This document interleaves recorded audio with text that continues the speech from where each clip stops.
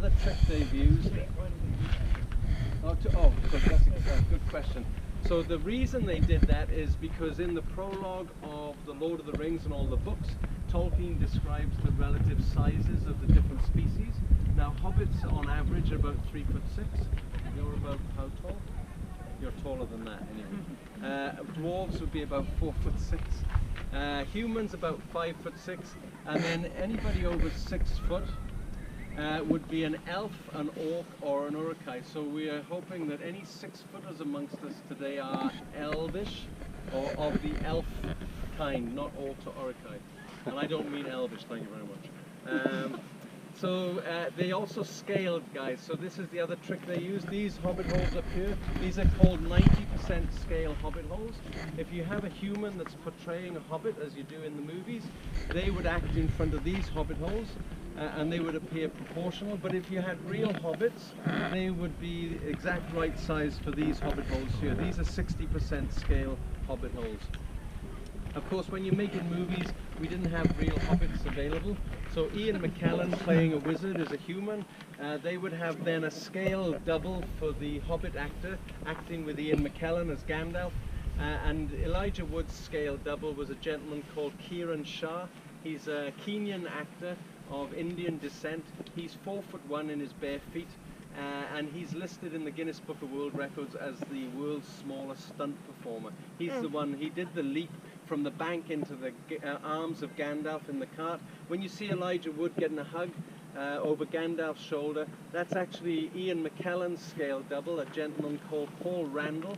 And Paul Randall was taller than you, sir. He was 7'1" in his stocking feet. When he was dressed up as Gandalf, he was over 8.5 feet tall.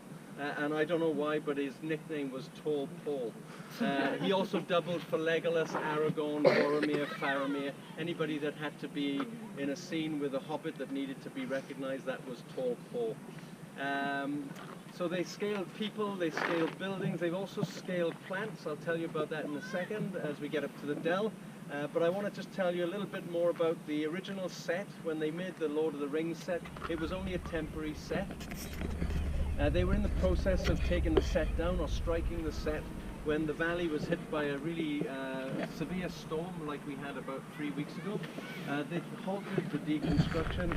The Alexanders, a very enterprising family, Russell brought the first tour down here in that lull because he'd had a lot of people in the community sort of saying, come on, let us have a look. And he said, we can't. We're bound by confidentiality agreements, but the confidentiality agreements expired when the storm hit because they gave them an extension. So the first tour was basically 4 people in a minivan. They stood looking at Russell holding folders with pictures of hobbit holes, and he would have said, look at the hobbit hole, isn't it beautiful? And everybody would have gone, ooh, ah. And then he would have pointed to a pile of dirt, and they would have gone, ew. And that's where the hobbit hole was. When Peter Jackson came back about 8 years later and he asked the family if they could use the farm again, they said, yes, please. And then Peter Jackson had the idea to make the set permanent for the tours, and they built the buildings out of timber, bricks they made on set. They overheated the glass to make it buckle and look oldie-worldy. They carved the timber with chainsaws, sandblasted it, stained it with vinegar, and then the final little touch to make the village look like it had been here for hundreds of years. Check out the moss on the fence, guys. It's made of wood chips, paint and glue, and a special magic ingredient, which if you're Welsh, like what I do am, you call it yogurt, but it's actually yogurt if you're not Welsh, and that stimulates the growth of real moss, because although 2 years is a long time to build a set, it wasn't long enough to get that degree of moss growth. So we're going to walk up now, guys, to the dell, have a look at the moss on the trees as we go up. That's real moss. You can do a camera one.